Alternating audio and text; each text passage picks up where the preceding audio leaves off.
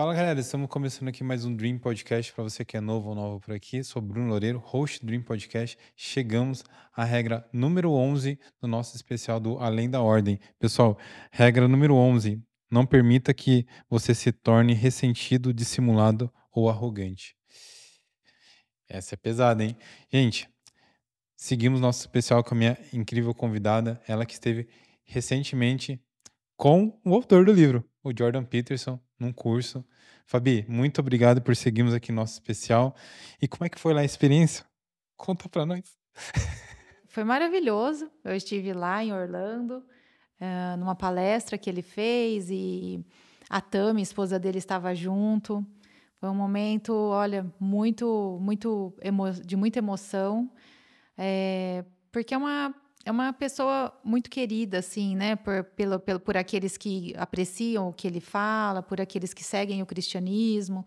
É uma pessoa que tem ali, né, um falar que acalma o nosso coração quando a gente percebe que as coisas estão meio que saindo da ordem que consideramos como normal, né? Então ele é uma pessoa muito, ele é fantástico, ele tem a mesma voz. Tava uma hora que eu estava lá, né, não podia tirar foto, não podia filmar, não podia fazer nada. A gente e tem um compromisso, como ele ensina isso, né, nos livros. Então, olha, se vocês não vão tirar foto, então tipo, a gente não pode tirar foto, né? Mas não tinha como, né? Uma coisinha ou outra, sempre alguém é. E aí teve uma hora que eu coloquei assim, né, eu tenho um grupo com umas amigas que a gente, gosta muito dele e a gente, acaba tendo identificação em outras áreas também, intelectuais e tal. E eu coloquei, assim, a vozinha dele e mandei lá no grupo, falei: "De quem é essa voz?" Elas: Que é isso?" Eu falei: "É melhor que tá num show e mandar, né, a voz do cantor preferido, né." É muita emoção, ouvi-lo falar pessoalmente é muita emoção. E a esposa dele que passou por tudo aquilo, a gente vai falar, quem assiste essa regra depois tem que assistir a regra 12, porque ele continua ali, né, que ele começa aqui, ele acaba na regra 12, é como que se fosse, o filme, né, com o primeiro e o segundo. E ali a gente vai conhecer um pouquinho da Tami ali no final, ali ele fala um pouquinho mais dela ali, das situações deles. E ela é aquele doce de pessoa mesmo, que ele retrata aqui, tão querida ali na hora. Nossa, Fabi, que legal. Antes de você ler o primeiro trechinho pra gente, quero fazer um agradecimento muito especial ao nosso parceiro, a Casa do Gesso, uma empresa incrível aqui de Avaré, com um trabalho e uma excelência impecável. Então, para você que está fazendo uma obra, quer fazer um trabalho com drywall, com gesso, gesso na parte externa também. Lembra que eu já falei para vocês do Glass Rock X, aquela tecnologia que trabalha na parte externa da casa, sem quebradeira e com muita facilidade e uma tecnologia inovadora. Tudo isso vocês vão encontrar lá na Casa do Gesso. Vou deixar aqui para vocês o contato deles. Então, essa é a minha dica para vocês. Vou deixar também algumas fotos aqui passando do material deles.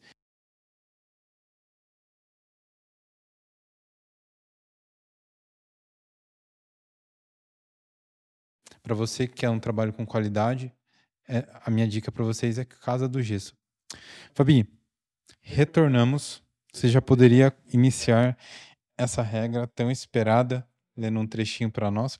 Ele começa essa regra ela é longa, né, Bruna, assim, a gente na hora que pega ela é uma regra de mais de 20 páginas e mas ela é simples, ela não é uma regra complexa como algumas regras, regra 6, regra 4 aqui que a gente leu e a gente teve que ficar bem, né, mesmo a última regra, ela também era uma regra mais pesada, essa regra ela vai bem, sabe. Porque ele fala o seguinte, ele começa você já se identifica o primeiro parágrafo, né, ele fala assim: "Você tem motivos para ser ressentido, dissimulado e arrogante. E enfrenta ou enfrentará forças terríveis e caóticas e às vezes será derrotado. Ansiedade, dúvida, vergonha, sofrimento e doença. A agonia da consciência, o abismo de tristeza que destrói a alma, sonhos arruinados e decepção. A concretude de uma traição, a sujeição à tirania do ser social e a ignomínia de envelhecer até morrer. Como não degenerar, se enfurecer, pecar e passar a odiar até a própria esperança?" Então ele fala: eu entendo que você tende a se tornar uma pessoa ressentida, dissimulada e arrogante, porque tem muita coisa jogando contra, né? E aí ele fala: quero que você saiba com essa regra, como resistir a esse declínio, a essa degeneração para o mal. Para tanto, para entender essa personalidade, eu preciso que você continue lutando e saiba contra o que está lutando. Então, ele vai falar aqui, desenvolver contra o que a gente está lutando, porque, na verdade, a gente não está lutando contra pessoas, nós não estamos lutando entre nós. Nós estamos lutando sobre algumas motivações para o mal. Porque ele parte do princípio, como eu volto a dizer, o Jordan Peterson é cristão e ele foi criado num lar cristão e ele segue, né, o cristianismo como a base do fundamento, que ele acredita que é a ordenança correta para ele que tantas vezes teve pacientes que estavam à beira da morte, estavam à beira de um colapso nervoso, de uma depressão.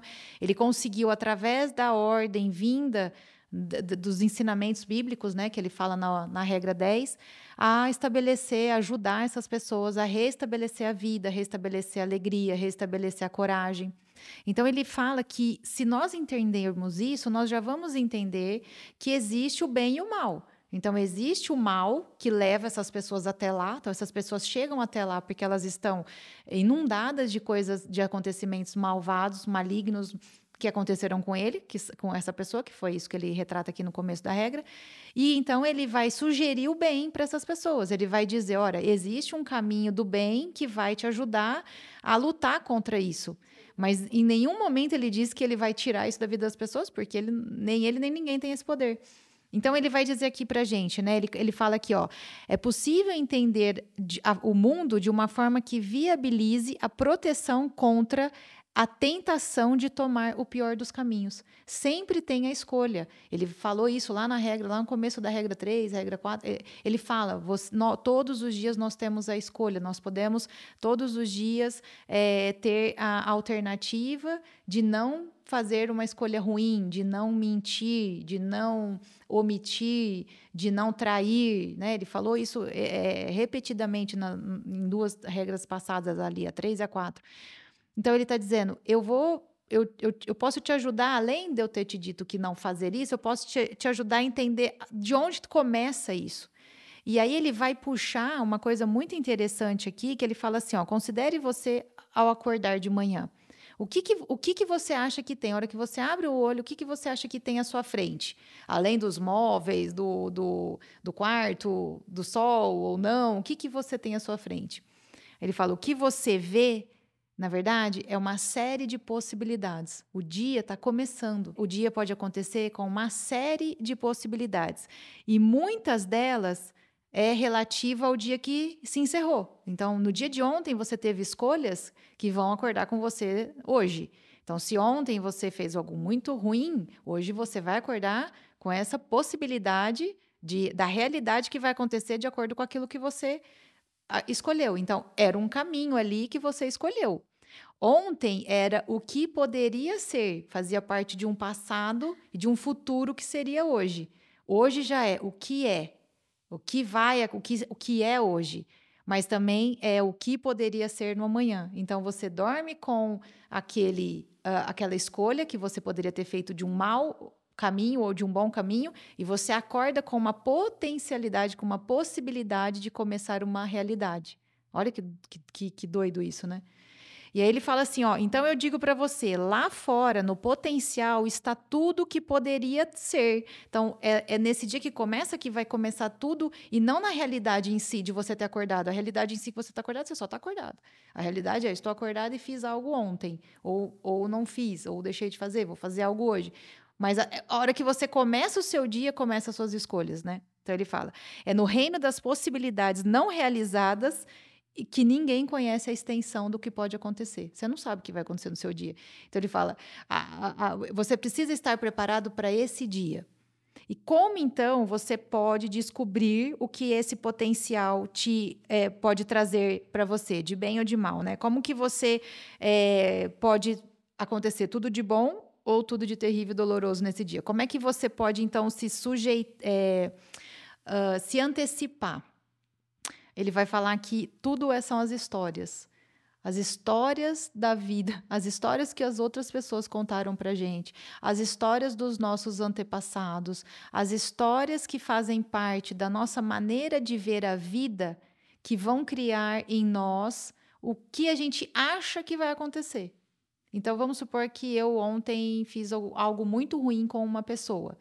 Se dentro da minha casa, dentro da minha vida, dentro da maneira como eu vejo a vida, isso que eu fiz ontem não é ruim, o meu dia começa com uma carga muito baixa de expectativa de eu mudar, de eu querer ser diferente do que eu fiz ontem, de eu me incomodar com aquilo, querer pedir desculpas ou fazer qualquer coisa que mude aquele meu comportamento anterior. Por quê? Porque as histórias que me alimentam da minha família e as histórias, às vezes, de filme, às vezes no filme eu torço mais para o vilão, às vezes em algumas situações abjetas que acontecem em documentários, aquilo não me incomoda. Então, pouco provável que eu vou acordar de manhã com uma intenção muito grande de querer lutar contra o mal, que tá, na verdade, o que me fez fazer aquilo. Nossa, isso é muito impactante. E hoje mesmo, eu tive uma conversa com um amigo, a gente estava falando sobre algo que é correlacionado, acredito eu, sobre isso. Que a gente estava falando sobre as pessoas que estão passando por um momento de dificuldade. E o pior é aquele momento de dificuldade que provém da escolha da pessoa. E a gente foi ainda mais fundo em relação a isso. A dificuldade que provém de uma escolha que leva para um vício. Então a pessoa faz uma escolha que pode estar atrelada a uma fase de formação da vida dela. Então ela escolheu, ela poderia não escolher, um exemplo, o alcoolismo. Ela poderia não escolher ser um alcoólatra, porque o pai ou a mãe era alcoólatra, mas ele é um alcoólatra ou ela. E aí vem um vício e vem todos os males do vício, a destruição da família, a destruição da saúde, até mesmo vir o óbito a partir de um vício daquilo que já faz mal para a pessoa. Então a pessoa já tem a ciência do que o vício, que fumar, que beber, que usar uma droga é errado. Então a associação das escolhas, a pessoa já está ciente. Uhum, ótimo. Ele fala que assim, é exatamente isso, ó. Pensa, ele vai falar que as histórias faz essa pessoa estar ciente, que é, na verdade, ele usa a palavra aqui consciência. A pessoa está consciente do que ela está fazendo, né? A consciência dela já sabe que aquilo vai chegar nesse lugar. Então ele fala aqui, ó, pensamos de modo espontâneo. É espontâneo. Você naturalmente pensa, né, que a coisa da droga vai te fazer mal. Como uma história e comunicamos essa experiência para as pessoas da mesma maneira. Dizemos às pessoas onde estamos, para onde vamos, o que queremos da nossa vida, contando uma história. Então, nós contamos uma história, as pessoas ouvem essa história, contam uma outra história delas para outras pessoas. A gente vive dessa contação de história, né? Tudo é uma transmissão de sabedoria, de experiências empíricas, não é tangível. Ele fala que isso não se pega. Às vezes você mostra alguma coisa, nossa, isso daqui veio daquela minha situação X. Às vezes você tem marcas no seu corpo, gente que sofre abuso, né, em casa e tal. Você tem ali até aquilo para mostrar. Mas a história, ela não é tangível. A história você precisa de quem conte para que ela seja ouvida e para que ela seja aprendida. Então, ele fala, o primeiro passo para você não se tornar uma pessoa dissimulada, arrogante, ressentida, é você buscar histórias verdadeiras. Busque a verdade nas histórias. Queira saber de fato o que aconteceu. De fato, o que aconteceu. E mais, ele vai falar que para você não se tornar uma pessoa alienada, você tem que ouvir o outro lado. Nunca ouça uma história só de um lado só. Nunca pegue a história somente de um lado, porque pegar a história somente de um lado é ideologia, não é sabedoria. A sabedoria consiste em você ouvir a história e de todo esse contexto você então tirar aquilo que é para o seu aprendizado. Quando você refuta um dos lados e você só quer ouvir quem fala a sua linguagem, você está protegendo a ideologia. E ele fala, a proteção da ideologia vai te fazer uma pessoa ressentida uma pessoa arrogante e uma pessoa que vai querer colocar sempre a sua verdade como a verdade absoluta. Então ele fala, a primeira coisa, busque a verdade nas histórias. Então ele fala, como que você vai fazer disso? Parte desse racional das histórias reflete nossa tendência de ver o mundo como uma seleção de personagens, cada um dos quais representa onde estamos ou para onde estamos indo, as ocorrências inesperadas que podemos encontrar ou nós mesmos nos papéis de autores. Tudo é animado. Conceitualizamos o que experimentamos nessa forma de história. Então, eu tenho que ser um pesquisador dessas histórias conceituadas. Em que lugar que isso aconteceu? Como é que nós chegamos nisso? Como que tal pessoa está contando essa história? Onde ela estava? O que, que vem atrás? Nossa, eu lembro de uma história uma vez que me contaram de um andarilho que ele tinha casa, ele tinha família, ele tinha tudo e ele queria morar na rua e todo mundo falava, né, com a família em casa, ficava xingando como que eles deixavam ele morar na rua. Então o lado dele era todo mundo ficar com dó dele porque ele morava na rua, e o lado da família gente, ele não quer morar aqui, quando ele está aqui ele destrói a casa, ele não quer ficar aqui. Então você passa, às vezes, a não ajudar a pessoa, né? Então, a questão era, você dá esmola para ele e ajuda ele ainda a ser uma pessoa mais malvada ainda com a família, né? A questão era muito polêmica, assim. Eu fiquei pensando, e eles entrevistando a família, tipo, sabe? E era uma família normal, uma senhora, um senhor, uns netinhos ali, que eu acho que era filho. Tipo, não era um lugar aterrorizante que você via, né? Mas ele tinha feito a opção. Então, a gente conhece os dois lados para que você não julgue a pessoa nem pelo bem nem pelo mal sem conhecer a história inteira, né? E aí, óbvio, né? Você vai julgar a situação e não a pessoa, né? Não podemos julgar a pessoa. Então, ele fala, agimos, percebemos, pensamos, reagimos dessa forma porque a espécie humana, ela fez tudo nessa forma de abstração. Ou ela interagiu com gente ou ela interagiu com animal. Né? Em algum momento, a espécie humana não fica sozinha. Então, as histórias a gente vai contando, a gente vai passando isso porque houve interação nossa com os animais ou com as pessoas. E essa interação moldou os nossos cérebros, configurou nossas categorias fundamentais, tornando-as sociais e objetivas. Então, eu, às vezes, tenho o meu jeito de pensar conservador porque eu venho de uma família que defende isso há muito tempo. Então, é mais fácil para mim entender, meu cérebro já está moldado a isso, porque as coisas já se encaixam dessa maneira. Alguém que vem, ele vai falar aqui, né? Alguém que vem de uma linha mais liberal, uma linha que segue uma linha de mais criatividade, de mais desarranjos naquilo que muito certo, muito alinhado, ela, de repente, vem de uma linha de pessoas que já encontram uma certa ordem naquilo que já é mais para frente. Geneticamente, no cérebro mesmo, já vem Então, como que você pode julgar que aquilo que a pessoa está falando é um capricho dela? Só se ela não conhecer o outro lado. Se ela defender a verdade dela como sendo a verdade, como com ódio, né? Eles vêm com aquele ódio defendendo a verdade deles, seja o lado que for. Então, ele vem, te traz o ódio dele, carrega aquilo em você e ele não julga a situação, ele não pontua assim, olha, o Bruno, tal pessoa teve tal comportamento, está na rua passando por aquilo porque ele teve uma situação de abuso com os pais e aí ele não quer voltar. Toda vez que ele volta para casa, ele tem raiva, mas aí ou depois que ele ficou adulto, os pais pediram perdão, ele não perdoa. Então, a situação, você consegue ter uma visão macro da história. Nessa situação, você não consegue nem exprimir ódio por nenhuma das situações, a não ser que seja uma coisa muito objeto que acontece ali que você não está sabendo. Mas fora isso, Bruno, você não consegue. Você então você já se protege do ressentimento, por exemplo. Você já não vai ser uma pessoa agressiva, você não vai ser uma pessoa ressentida, porque você conheceu a história dos dois lados. E eu fiquei pensando nisso, falei, é verdade, né? Ele vai aí ilustrar a cena da Bela Adormecida, que é protegida pelos pais para não conhecer esse lado mal nas pessoas, para não conhecer a história como um todo, né? Porque a Bela Adormecida, os pais não convidam, né, a Rainha Má para o batizado dela. A Rainha Má, então, lança ali o feitiço contra ela, as fadas vão lá e fazem ela dormir para ela não morrer, né, até os 16 anos lá.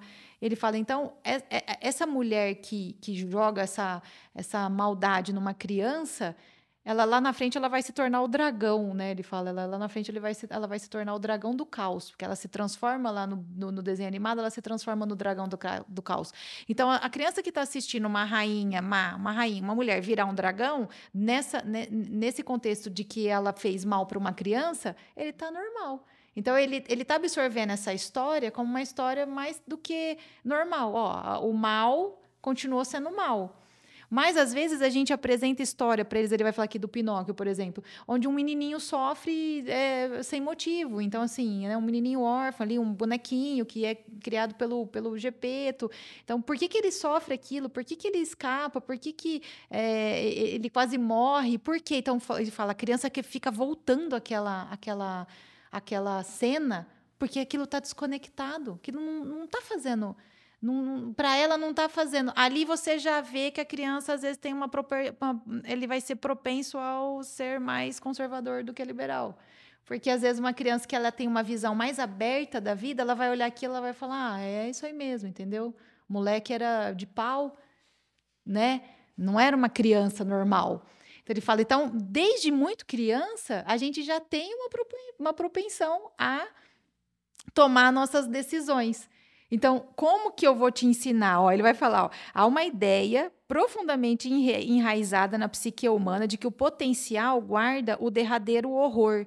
É um lar do predador ou de uma variedade infinita de predadores. Em um sentido prático, é verdade, pois os seres humanos são presas desde o início dos tempos, embora tenhamos dificultado a vida dos predadores quando nos armamos e nos unimos. Existem forças espirituais e psicológicas que operam de maneira predatória e também têm a capacidade de destruir você. A maleficência no coração das pessoas, que as tornam perversas, se enquadra nessa categoria, assim como o mal que impulsiona a guerra, né, por vingança, ganância, o puro amor ao sangue, a destruição. Então, olha, os dois lados estão vendo. Você não pode nem dar muito crédito ao rei sábio e nem muito crédito ao tirânico autoritário. Ele vai usar essas duas palavras. Você não pode sentar e querer uma vida que você olha aquilo e chora pelo Pinóquio e você fica com muita raiva da Rainha Má, porque tem uma história ali por trás, né, que você precisa conhecer. Então, ele vai falar um negócio aqui que é muito difícil para mim, que ele fala assim, ó, convide a Rainha Má para o batizado do seu filho, né? Então, não proteja o seu filho dessas situações. Convide a Rainha Má, porque senão depois ela vai se transformar num dragão do caos e ela vai fazer uma fúria muito pior. Você sabe que recentemente eu fiz um casamento e na reunião com os noivos, a gente estava conversando e começamos a ir mais fundo na história do casal e várias coisas começou a vir à tona. E essa noiva compartilhou comigo e ela ficou emocionada até na hora. E ela falou assim: eu tenho que te contar uma coisa que é do meu pai. Eu sou a primeira filha dele que convida ele pro casamento. Aí eu, né, fiz aquele famoso, né, olho assim, né? Falei, nossa, mas como assim? Ela falou, meu pai foi uma pessoa muito problemática, com álcool, etc, problemas e tal. E todas as minhas irmãs não convidaram ele pro casamento. Eu vou ser a primeira, porque eu sinto que eu preciso quebrar esse vínculo, que eu preciso quebrar Esse paradigma. E eu falei, você convidou? Ele aceitou? Ele falou, ele aceitou. E na hora que eu convidei ele ficou muito emocionado. Então, na hora que você contou essa história, eu lembrei disso, sabe? É isso aqui, exatamente isso. Você, muitas vezes, as irmãs que não convidaram ele, de repente, ele fala aqui, né, a palavra, né, estavam de uma certa maneira se autopreservando. Porque é uma das nossas. O hipotálamo, aqui ele vai falar, né? O nosso cérebro, aquele cérebro que foi sempre é conectado com as coisas dos antepassados e foi criando em nós, né, esse nosso jeito de ser, que desde criança a gente já identifica, às vezes, no jeito que as crianças veem um desenho, ele fala aqui, ó, que o hipotálamo ele tem dois módulos responsáveis muito fortes, que um é a autopreservação e a outra é a exploração. Então ela já está indo para a exploração. Então a autopreservação é assim, não, eu vou ficar nesse lugar porque nesse lugar é seguro. Nesse lugar, a potencialidade da realidade do que pode acontecer não vai acontecer, porque eu não vou deixar acontecer. Então, aí entra no sentido de você sempre ficar ressentido, né? Você fica com aquele ressentido, dissimulado e arrogante. Então, o ressentimento vem muito dessa coisa de você se autopreservar. Enquanto que na hora que você explora, você até pode explorar e às vezes até se tornar arrogante no sentido de explorar, porque você explora de uma maneira que você vai atacar, né, essa potencialidade, e isso soa como, muitas vezes como uma arrogância. Então ele fala, também temos que ter cuidado nessa nossa exploração desse potencial, porque muitas vezes a gente, ao explorar o potencial, nós vamos descobrir coisas que a gente não vai saber nem lidar. E aí, às vezes, a gente vai tomar isso como verdades absolutas, sem nem saber se isso, a história de onde isso vem. Então, é muito inteligente dela, né, fazer isso. E é um movimento inteligente que ele fala que a gente, na maioria das vezes, nós somos levados a explorar porque nós somos seres humanos. E o ser humano, ele está programado para reagir às profundezas. Ele não foi feito para... o ser humano não foi feito para ser engolido por um tsunami. Ele foi feito para criar mecanismo para saber se o tsunami vai acontecer. Ele não foi feito para ser devastado por furacões. Ele foi feito para ter sabedoria, para... Entendeu? Então, assim, nós temos essa natureza divina que vem, né? Que ele vai dizer de novo que lá no Gênesis, Deus fez tudo do caos. Deus criou o céu e a terra no meio de todo aquele caos que estava ali, porque ele deu isso para o homem. Se ele fez o homem em imagem e semelhança, então o homem tem essa capacidade, né, de trazer à vida coisas que estavam totalmente... então, nós não vamos ser engolidos por essa natureza, mas essa natureza é uma natureza de criação e de destruição. Ele fala, mas nós não podemos dizer que isso não existe. Então, eu acho muito legal ele dizer que o dragão do caos, né, que é aqui, ele fala aqui, ó, existe o lado benevolente da natureza, o fato de você estar aqui vivo, feliz, o fato de haver alimentos deliciosos para comer, pessoas atraentes, interessantes para interagir, e não faltarem coisas fascinantes para ver e fazer. Existem paisagens lindas, a beleza, a imortalidade, a imensidão do oceano, existe todo o elemento abundante e maravilhoso de Deus, do ser natural. Mas também há o horror absoluto que o acompanhe, a destruição, as doenças, sofrimento, morte. E esses dois elementos de experiência coexistem. Então, você, na potencialidade do que pode acontecer naquele dia de manhã, vão vir coisas da natureza destrutiva também. Eu morro de medo disso, morro de medo de falar disso, porque, assim, são coisas que é uma destruição, é um acidente que às vezes você não está prevendo, e às vezes acontece um acidente por causa de uma tempestade, um avião que você está, um carro, uma estrada, uma coisa que acontece, e foi a força da natureza que fez aquilo acontecer, a doença, né? Nós passamos aí uma pandemia horrorosa, nós vimos isso de perto, né? Ele até encerra o livro falando sobre isso. O sofrimento que às vezes vem, né, de tantas coisas que podem acontecer, a morte em si, né, então ele fala, ambos esses elementos se manifestam na nossa imaginação, porque a gente fica imaginando, né, então se o avião está andando e tem uma tempestade, então é óbvio que o avião vai cair, né, porque o filme que eu assisti, o avião cai. Se a gente às vezes tivesse assistido só filme que os aviões ficam em nenhum filme, o avião cai. E a gente nunca conversou com ninguém que caiu, que conhece alguma história para contar pra gente de avião que caiu, por que você teria medo de olhar ou de andar de avião? Olha como é a força disso que está no nosso cérebro é forte, né? Eu tenho uma amiga que ela quase caiu de avião, eu quase caí de avião uma vez. A gente, para voar, né, muitas vezes até agora ele vai entrar aqui, né, como é que ele tratou uma pessoa pelo trauma, e muitas vezes o negócio do avião é isso, né, o jeito de você tratar uma pessoa que tem medo de avião é incentivando a voar. Olha que loucura, né? O seu cérebro quer se autopreservar, mas na verdade o psicólogo vai lá, né, as pessoas vão lá trabalhar em você, que é a exploração, que você tem a capacidade de explorar aquilo e sair mais forte daquilo, né? Você sabe que eu tenho medo de altura, né? E aí, uns anos atrás, acho que eu já contei essa história. Aí, uns anos atrás, eu falei, poxa, mas nada a ver, né? Medo de altura. Tipo, né? Subindo, entrava no elevador, tinha medo. ia numa sacadinha que tinha medo. Eu falei, mas por que medo de altura, né? Bom, você vai analisando até acessar o porquê que você tem medo, você lembrar, né? No meu caso, eu lembrei, né, do dia que eu caí de um lugar alto. Falei, beleza, então eu tenho medo de altura porque eu caí. Então, beleza, eu caí de um lugar alto, então eu tenho medo de altura. Então, tem um trauma aí. Beleza. Então, a gente tem que trabalhar o trauma. Eu falei, qual que é a melhor forma de trabalhar o trauma? É enfrentando ele. Aí eu falei pro meu amigo Gael, falei, Gael, e se a gente saltar de paraquedas? Meu Aí Deus. vai lá, eu saltar de Você paraquedas com foi? medo de altura. E aí, tipo assim, toda vez que eu conto essa história, as pessoas falam, mas você tem medo de altura, você não consegue subir, né? Eu falei, beleza, eu tenho medo de altura, mas eu falei, na hora, no dia que eu decidi ir, eu desliguei, sabe, o medo. Então, tipo, eu vou daqui até o lugar do salto, cheguei no lugar do salto, não tô pensando na altura. Agora eu vou fazer o que tem que fazer para aprender a saltar. Então, você faz o treino lá. Beleza. Agora eu tô dentro do avião, tô dentro do avião, tô vendo as pessoas. Então, eu focava naquilo. Então, eu vi aqui as pessoas, legal, nossa, legal. O avião tremendo, você vê, pô, legal. Agora eu tô sentado na porta do avião. Nossa, é aqui. Porque ainda tem a possibilidade de você não ir. Agora eu tô na porta do avião. Tô na porta do avião. E agora eu tô caindo. É isso. Cara. Beleza. E foi assim, sabe? Eu enfrentei o medo. O tratamento é isso, você porque eles sabem, eles têm, né, ali toda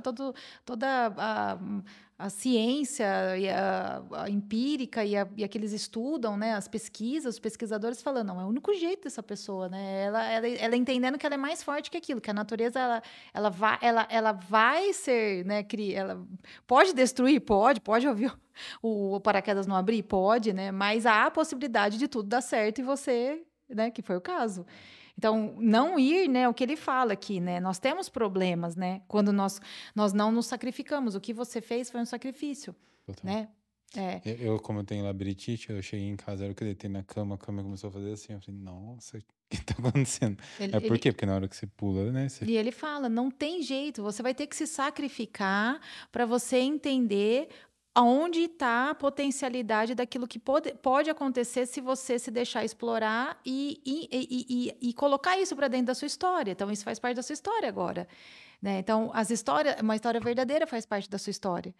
Então ele fala, de novo, ele fala aqui, ó, a rainha mal, se você for sensato, você vai fazer isso o tempo todo. Você vai fazer isso o tempo todo você vai ficar falando assim, ó, essa história vai entrar para minha vida, ela vai agregar, ela vai ser uma história que vai agregar na minha vida. Eu saí daqui lá para Boituva, foi lá, saltar de paraquedas e aí vai agregar, puta, vai agregar muito para minha história. Então eu vou fazer. Né? Então, assim, agora eu ficar fazendo discurso de pessoas que eu não conheço, que eu não sei, o conteúdo, vai agregar para a minha vida? Não vai. Então, eu preciso entender, ser sensato e parar de fazer essa coisa da natureza ser só benevolente, achar que isso que eu estou fazendo só vai trazer coisas boas para mim. Não vai. Há um lado da natureza que vai fazer com você o que faz com todo mundo. E nesse lugar, né? Aí ele fala aqui, né? Nesse lugar é onde a gente vê as pessoas resguardando-se. Então ele fala aqui, ó, ao resguardar os jovens, você os destrói. Deixar de convidar a rainha má para suas vidas, ainda que para visitas breves, farão com que quando ela aparecer, apareça com força total. E se eles estiverem totalmente despreparados, eles não desejarão viver, ansiarão pela inconsciência. Eles vão querer ficar inconsciente, porque agora eu não vou querer confrontar isso na minha vida. Se você deixa esse negócio às vezes crescer, com 70 anos, muito difícil, vai falar, não, agora não dá mais, agora eu já deixei. Já vivi uma vida toda. Já vivi uma vida toda. Então, ele convida o seguinte, e muitas vezes você teria vivido uma vida, às vezes, com uma certa dissimulação com isso, né? A hora que as pessoas falassem sobre isso, você ia falar, sei lá, nem sei. A gente fica aquela pessoa que parece que a gente não liga, né? Mas aquilo incomoda a gente de tal maneira, que é o dissimulado, né? Aquela pessoa que acha que está escondendo, né? Aquilo. Aí ele vai contar aqui, Bruno, ele conta em 5, 6 páginas, Ele conta sobre a história dessa moça, que é a Bela Adormecida, que é uma moça que, né, tinha problemas ali com a família dela, e ela então resolve fazer como se fosse você aí um tratamento de choque, e eles conseguem a cura dela com relação à depressão, porque eles seguem ali, é uma história com bastante detalhes, então quem quiser pode depois ler, né? Ela envolve os sonhos da menina, a menina tem sonhos e conta para ele, então eles vão atrás, né? Daquilo, ela era vegana e ela tinha muito medo tinha pavor, né, de ver animais sendo mortos, e aí a primeira coisa que ele convida ela é ir num necrotério, né? Então, primeiro, se você não se incomodar ao ver pessoas humanas morrendo, então aí nós já sabemos que as coisas estão de ponta cabeça mesmo na sua vida. E ela vai e tira meio que de letra, né, lá no necrotério. Então ela sai dali falando, putz, tem coisa errada comigo, porque eu não fico assim quando eu vejo os animais sendo sacrificados para comer. Então aí o próximo passo do tratamento é ele levá-la para é, um abatedouro, né? Um lugar com açougue ali e tal. E ela só se permite fazer isso porque ela tem um sonho, né? E isso ele fala muito naquele livro ali, Mapa dos Significados, né? Ele fala bastante sobre sonho ali, que ele acredita muito que os sonhos não são aleatórios, não são coisas que acontecem com a gente. Ele acredita no conceito bíblico dos sonhos, né? Que os sonhos são, sim, muitas vezes uma mãozinha de Deus ali, dos anjos, falando, ó, faz aquilo, faz isso, né? E você realmente. E ela acaba contando esse sonho para ele, por ele ser cristão, ele fala para ela então que vamos fazer isso, né? E o sonho que ela tem ali é um anão, alguém dizendo para ela que ela tinha que ir num matadouro, né? Para ela se curar. Enfim. E ela se cura, ela vai nesse lugar, né? E é terrível ali a experiência dela, mas ali ela tem um parâmetro. A hora que ela tá ali vendo os bichos, ela tem um parâmetro do que ela viu acontecer ali no necrotério, né? As pessoas ali na funerária, né? Sendo dissecadas e tudo mais, né? Pra costurada ali, para ficar no caixão. E aí, a hora que ela vai ter a crise ali, ela fala: não, peraí, eu não tive isso a hora que eu tava vendo uma pessoa, né? Sangrando, né? Porque o cara ali tira tal, enfim. E aí ele fala, e ela entendeu, ela sai desse estado de dormência dela, a Bela Adormecida, né? E passa a encarar a vida. Lógico, ela não precisa ser aquela menina que faz churrasco todo final de semana, mas ela passa a encarar a vida sem ter tanto aquilo desestruturá-la tanto, porque aquilo não era uma coisa da vida dela. A família dela não tinha isso. Ela colocou isso para dentro da vida dela ao ver pessoas defendendo essa causa. Então, ela pega a causa de uma pessoa e aí ele vai, então, explicar através daí que ela se tornou uma pessoa ressentida e arrogante porque ela compra uma ideologia, né? Então, ele vai dizer, a hora que ele foi lá colocar a vida dela ali para ela identificar a vida dela de fato, ela viu que realmente ali não precisava disso. Né, que ela, na verdade, estava se distanciando daquilo que ela era. É muito bonita a história dessa moça.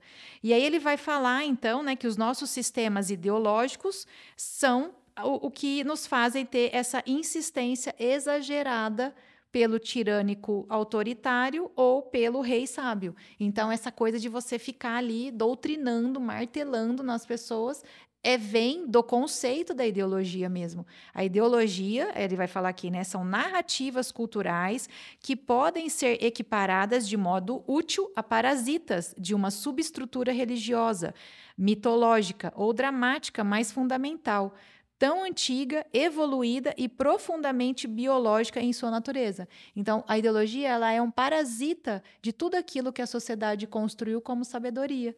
Tudo aquilo que os nossos antepassados foram construindo como sabedoria, é sábio você comer, né, quando você está com fome, mesmo que você tenha que matar uma galinha. É sábio para você saciar sua fome com isso. Então, a ideologia de que tem que proteger o animal que fica com maus tratos, não sei o que, ela vai te fazer você não comer, você vai ficar, né, com fome, e às vezes você vai poder ter um problema, porque você segue uma narrativa que vem como um parasita naquilo que é estruturado de maneira mitológica, religiosa, antiga, evoluída, biológica e natural, que é da natureza. Aí ele fala: as ideologias assumem a estrutura de uma história que é essencialmente religiosa, então elas passam a ser religião da pessoa, mas o fazem de maneira incompleta. Por quê? Porque inclui só certos elementos da experiência dos personagens, enquanto os outros eles ignoram. Então é uma parte só da história, a outra eles ignoram. Então, não obstante a isso, o poder permanece na representação somente de quem está defendendo a ideologia. Esse viés, ele passa a ser um ponto de vista subjetivo da pessoa. Então, a vida da pessoa parte disso. Por quê? Porque ela tem o poder daquela narrativa que só ela tem. Então, como ela fica repetindo só aquele lado da história, ela vai colocando cada vez mais artifícios ali que corroboram aquela parte. Então, ela acaba tendo um poder militar sobre aquilo. Isso, gente, de qualquer lado, tá? Não estou falando de lado nenhum. Ô, Fabi, podemos fazer uma comparação, exemplo, simbólica, das pessoas que são indianas, que têm adoração por vacas, exemplo? Isso, perfeito. Entendeu? É um tipo de. Eles seguem ali aquilo ali, né? É uma religião para eles, né? Então, é uma religião e ele é uma estrutura religiosa. Então, uma ideologia ali que vai afrontar as vacas para consumo, né, que vai ficar ali, vocês têm que consumir carne, porque a carne é proteína, um médico doido lá que fica lá gritando que a proteína da carne é todo o que eles precisam, que eles não vão morrer, é uma ideologia que ele está seguindo, ele é um parasita dentro de uma estrutura religiosa deles. Isso acontece do lado de cá também, quando tem com pessoas que colocam parasitas dentro da estrutura cristã. Então, ficam ali atacando a estrutura cristã por uma ideologia de outra coisa. Então ele fala: por que você quer fazer isso? Por que então você não assume que você tem uma ideologia? Assume, eu tenho essa ideologia, e a partir disso você não vai aqui, né? Ele vai falar: você vai virar um herói da sua ideologia e vai entender que tem um adversário. Você não precisa ir lá parasitar aquela estrutura. Você pode, então, se considerar, né, o herói que vai ter o controle. O aspecto positivo aqui é que você vai se sacrificar por aquilo, e você vai ter, como aspecto negativo, você saber que você tem um adversário. Qual é o problema do mundo ser dividido assim? Né, de nós sabermos que essa pessoa que vai lá gritar para os indianos fazer churrasco lá com as vacas deles que são sagradas, que ele é um adversário deles. Qual é o problema disso acontecer? Qual é o problema daqui se colocar como adversário quem parasita coisas que para nós é tão sagradas como? Não há problema nisso. O problema é que se criou uma narrativa de uma outra ideologia de que a sociedade tem que coexistir de uma maneira que quem tem a melhor narrativa seja o dono da fala, né? Então, ele vai falar que são os irmãos antagônicos.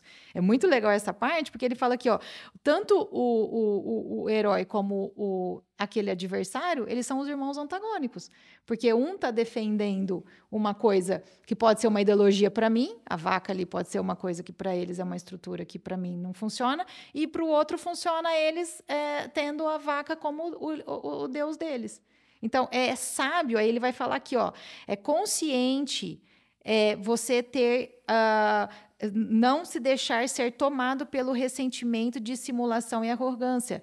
Se você não sabe onde o tesouro está guardado, você tem que saber que ele é guardado por um dragão. A natureza, ela vai te mostrar coisas que você muitas vezes não quer ver. Vai te apresentar religiões, vai te apresentar estruturas mitológicas, vai te apresentar estruturas muito antigas que muitas vezes você não está afim, mas ele fala mais uma vez, é a vida, é o potencial, é a exploração. Se você está explorando o mundo, você está explorando a vida, você vai encontrar essas pessoas. E o que você vai fazer com essas pessoas? Né? Então, ele vai aqui encerrando, o Bruno, falando que a única coisa que a gente não pode fazer quando a gente encontra esse tipo de pessoa somos nós nos tornarmos pessoas que mentem, que dissimulam, que fazem a parte aqui, ele vai falar aqui, quero ler essa parte aqui, ó, dissimulação e arrogância. Ele fala que muitas vezes nós vamos fazer o pecado por comissão e omissão, que ele já disse lá numa regra passada, né? Aquele que a gente quer mentir e aquele que a gente mente porque a gente não se posiciona. Então, né, agora nessa palestra, ele falou para a gente que essa palestra chamava Por que nós lutamos com Deus, né? Então, ele vai lá e conta a história de Jonas e fala, Jonas foi uma pessoa que era uma pessoa normal, eu e você, ele não era judeu, ele não tinha nada que identificava Jonas como uma pessoa privilegiada. Mas ele é chamado por Deus para ir até Nínive e dizer para o pessoal lá de Nínive que eles estavam exagerando na dose, que o negócio lá com eles estava bem forte, né? E Jonas fala, não, eu não vou nessa parada não, né? E o Jordan Peterson falando, Jonas virou e falou, não, arruma outro, porque comigo não vai ser. E ele vira as costas, ele dá as costas para Deus, né? E quando ele dá as costas para Deus, então ele entra no barco, e a hora que ele entra no barco, ele cai e vai para o inferno, né? Ele fala, a baleia ali representa o Hades, que Jesus ficou durante 3 dias, então é uma parte do inferno. Todas as vezes que você der as costas para Deus, você vai para o inferno. Não tem outro lugar para você ir. Olha isso, Bruno! Porque não tem outro lugar para você ir. Se você está dando as costas para o bem, você está indo para um lugar que é mau. Você não está indo para... Não tem jeito. Ele fala, e nesse lugar, você pode aprender de que muitas coisas ali que aconteceu com Jonas, ele teve 3 dias para aprender, né? Jesus teve 3 dias ali para pregar o evangelho para todo mundo que estava ali. Então, você tem um tempo ainda, né? Ele ainda fala, se você tiver sorte, você vai ter um tempo para voltar à superfície e então entender o porquê que Deus estava falando aquilo com você. E será que você precisa fazer essa... Será que você precisa ir para o inferno? Não dá para, na hora que Deus já falar com você, você já dá um joinha para ele e falar, beleza, né? Eu entendi, eu vou. Ele fala, e aí Jonas vai e faz aquilo que ele tinha que tinha ter feito, um homem muito diferente daquele que iria na primeira vez. Então, muitas vezes, Deus também, a situação ali com nós, também não deve ser de ressentimento, porque muitas coisas devem acontecer com a gente. Aí ele vai falar que muitas coisas a gente pode receber como uma espécie de gratidão, no sentido de... Puta, eu lembro disso, Bruno, quando aconteceu do Augusto ficar na UTI. Eu falo isso para todo mundo que é muito próximo de mim.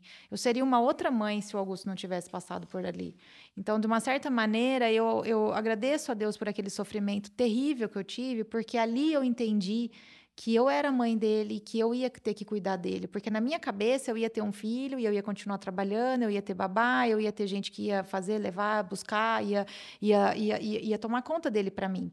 E eu ia continuar com a minha vida muito, muito doida lá, viajando igual, né, como eu era.